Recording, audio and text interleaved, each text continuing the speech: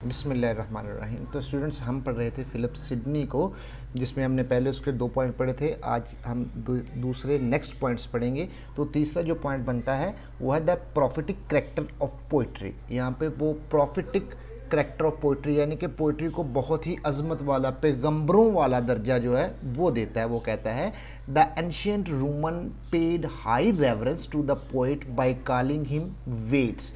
वो कहता है जो एंशियंट रोमन थे, कदीम रोमी लोग थे, वो बहुत ज़्यादा रेवरेंस, एहतराम देते थे पोइट्स को by calling him vates. Vates यानी कि क्रिएट करने वाला, वेट्स का मतलब होता है पैदा करने वाला। वो कहता है कि जो कदीम रोमन थे वो पोइट्स का बहुत ज़्यादा एहतराम करते थे और उन्हें क्रिएट करने वाला, पैदा करने वाला मानते थे। Which mean a divine or prophet. वही बात जो मैंने बताई कि वेट्स का मतलब है डिवाइन आर प्रॉफिट, पैदा करने वाला, or foreseer. The etymological origin of Greek word poet is poein. तो कहता है एटिमोलॉजिकल, इब्तदाइया, जहाँ से निकल कर आया ग्रीक वर्ड पोइट जो है वो पॉइंट से निकल कर आया है। And this means to make, और पोइन का मतलब है मेक यानी कि बनाना।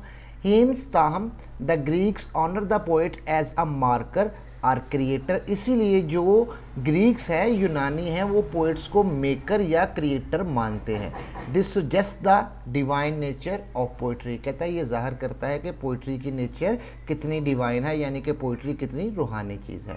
तो ये जो तीसरा पॉइंट हमने पढ़ा है, इसमें prophetic character of poetry Sydney बयान करता है। वो कहता है कि जो एंशियंट रोमन्स थे वो बहुत ज़्यादा रेवरेंस, एहतराम करते थे पोइट्स का बाय कॉलिंग हिम वेट्स, पैदा करने वाला, which means divine, or a prophet, or a foreseer. The etymological origin of Greek word poet, poet लफ्ज़ जो है यूनानी ज़ुबान का वो निकला है पॉइंट से, और जिसका मतलब है मेकर। इसीलिए जो ग्रीक्स थे, जो यूनानी थे, वो पोइट्स को क्या कहते थे? क्रिएटर कहते थे। This suggest the divine nature of poetry. और कहता है ये चीज़ ग्रीक्स का, रोमन्स का ऐसा मानना, पोइट्स को वेट्स कहना, ये सब जाहिर करता है कि पोइट्री किस कदर डिवाइन है। उसके आगे है the nature and function of poetry. वो ये चौथा पॉइंट वो बयान करता है।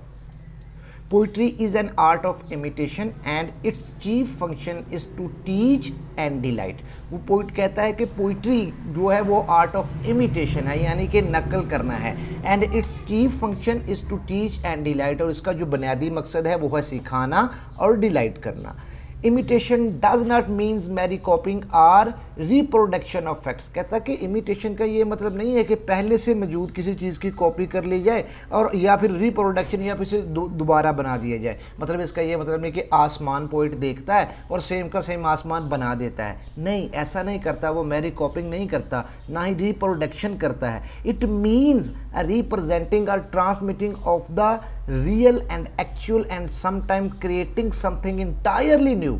बल्कि पोइट्स के इमिटेटिंग का मतलब होता है कि जो वो रियल चीज़ देखता है उससे बेहतर, या फिर उससे ज़्यादा अच्छी, या फिर इंटायरली कोई नई चीज़ वो क्रिएट कर देता है। The poet so Sydney declares lifted upward with the vigour of his invention does grow in effect and other nature. वो कहता है, यहाँ तक कह देता है सिडनी के जो पोइट होता है वो अपने विगर से, यानी कि अपनी सोच से एक नई ही दुनिया इजाद कर देता है, एक नई एंड अदर नेचर, वो एक नई नेचर को इजाद करता है। इन मेकिंग थिंग्स इधर बेटर, या तो वो नेचर, पहले नेचर में मौजूद चीज़ों को मज़ीद बेहतर बना के पेश करता है, या or quite a new form such as never were in nature, या फिर ऐसी चीज़ें बनाकर पेश करता है जो पहले नेचर में थी ही नहीं। As the heroes, demigod, cyclops, chimeras, furies and such like. जैसा कहता है कि वो हीरो जो है वो जो पोइट है वो हीरो पैदा करता है, डिमीगॉड पैदा करता है, सेक्लोप्स पैदा करता है, क्रिस्मेस पैदा करता है, फेरिस पैदा करता है, ऐसे मज़ीद चीज़ें। तो यहाँ पे nature and function of poetry में उसने कहा है कि जो पोइट होता है ना, ये सिर्फ इमिटेट नहीं करता है, ये सिर्फ नकल नहीं करता है। पोइट की जो इमिटेशन होती है उसका मतलब होता है टीच करना एंड डिलाइट करना। Imitation does not mean mere copying or reproduction of fact. और कहता है इसका ये मतलब भी नहीं है कि इमिटेशन का मतलब सिर्फ एक कॉपी कर देना या चीज़ों को दोबारा बना देना। मतलब देखे, पोइट ने एक जंगल देखा, कोई मुसव्वर है वो एक जंगल को देखता है और वैसा ही जंगल बना देता है। तो सिडनी का सिडनी के मुताबिक इमिटेशन का ये मतलब हरगिज़ नहीं है। वो कहता है कि इमिटेशन का मतलब ये है कि it representing transmitting of the real and actual and sometime in creating something entirely new. वो कहता है कि वो जो असल चीज़ होती है नेचर में, फितरत में, दुनिया में मौजूद, उसको ट्रांसम्यूट करता है, तब्दील कर देता है या फिर बिल्कुल ही कोई नई चीज़ बनाकर पेश करता है। The poet so Sydney declare lifted vigour up with the vigour of his on invention does grow in effect another nature. यहाँ तक कहता है सिडनी कि जो पोइट होता है वो अपने तखय्युल से, अपने विगर से एक नई नेचर को बना देता है। यहाँ पे चीज़ें या तो पहली वाली नेचर, रियल नेचर से या बेहतर होती हैं, या बिल्कुल ही मुख्तलिफ होती हैं, या बिल्कुल ही न्यू होती हैं, या फिर बिल्कुल ही नेचर में मौजूद नहीं होती।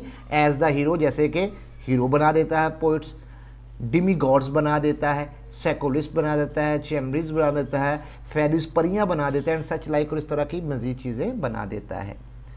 Commenting on the creative power of the poet, poet की क्रिएटिव पावर के, पोइट किस तरह से नई चीज़ें ईजाद करता है। सिडनी फर्दर स्टेट, सिडनी मजीद कहता है, nature never set forth the earth in so rich tapestry as divers poet have done, neither with pleasant river, fruitful trees, sweet smelling flowers, not whatsoever else may make the too much loved earth more love. Here word is brazen and the poet only deliver a golden.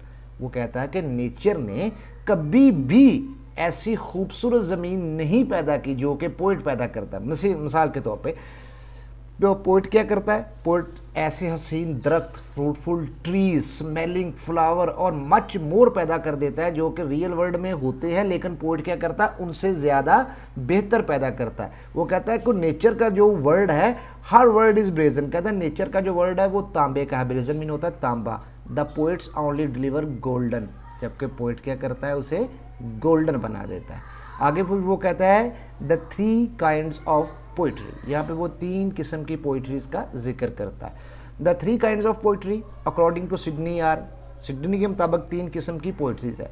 एक religious poetry, B philosophical poetry, and C poetry as an imitative or treatment of life and nature, और तीसरी क्या है, imaginative poetry जो होती है, यानी कि तख्लीयाती, ख्याली, तसव्वुराती treatment of life and nature, जिसमें लाइफ और नेचर की ट्रीटमेंट की जाती है, यानी कि लाइफ और नेचर को दोबारा से बनाया जाता है।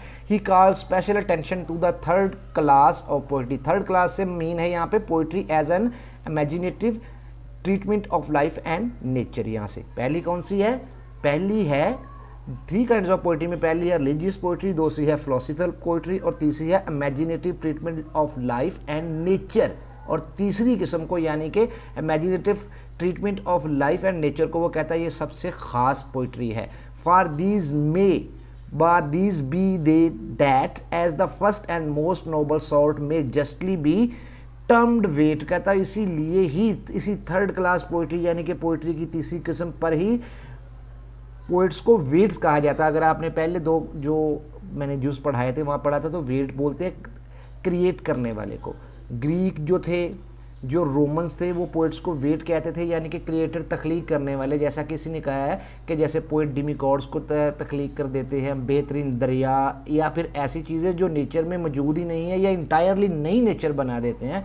वो कहता है कि सबसे जो नोबल सॉर्ट है, जो सबसे अच्छी किस्म है पोइट्री की, वो तीसरी है, और इसलिए है क्योंकि इसे पोइट वेड्स करता है, यानी कि एक नई नेचर बना देता है। The most properly do imitate to teach and delight, जिसका मतलब क्या होता है, जिसका मकसद क्या होता है, इंसान को टीच करना और खुश करना। And to imitate borrow nothing of what is has been or shall be, but range only with learned discretion into the divine consideration of what may be and should be. और poet कभी ये नहीं कहता कि what has been, कि क्या है और वो क्या होना चाहिए था, बट वो क्या कहता है, वो कहता है divine consideration of what me and should B. वो कहता है कि कैसा होता अगर ऐसा होता और अगर ऐसा होना चाहिए था। तो यहाँ पे गाइस ये जो तीसरा हमने पैरा पढ़ा है स्टूडेंट, इसमें वो 3 काइंड ऑफ पोइट्री का जिक्र करता है। पहली पोइट्री कौन सी है, रिलीजियस पोइट्री, दूसरी कौन सी है, फिलोसफिकल पोइट्री, और तीसरी कौन सी है, poetry as an imaginative treatment of life and nature. और इसी को वो कहता है, और इसी तीसरी किस्म को कहता है ये सबसे ज़्यादा ख़ास है। और इसी तीसरी किस्म के लिए ही ग्रीक्स और रोमन जो थे वो पोइट्स को टर्म्ड वेट्स यानी कि क्रिएटर यानी कि तख्लीककार कहते थे। The most popular do imitate to teach and delight, इसका मतलब होता है इमिटेट करना। इमिटेशन का मतलब मैं पहले आपको समझा चुका हूँ, मेरी कॉपी नहीं बल्कि मज़ीद चेंज करना या फिर एक नई चीज़ बना देना जिससे खुशी हासिल हो, जिससे तलीम हासिल हो। And to imitate borrow nothing of what is has been, और इससे बिल्कुल भी पोइट बिल्कुल उधार नहीं लेता कि क्या हुआ था और शैल बी क्या हो गया, बट वो क्या करता है, वो learn description into the divine consideration of what may be and should B, वो कहता है कि क्या हो सकता था और क्या होना चाहिए था। यानी कि पोइट एक नेक्स्ट इमेजिनेटिव चीज़ बयान करता है जो कि सुनने वालों को अच्छी लगती है और कानों को बड़ी लगती है और इससे सीखने को भी मिलता है।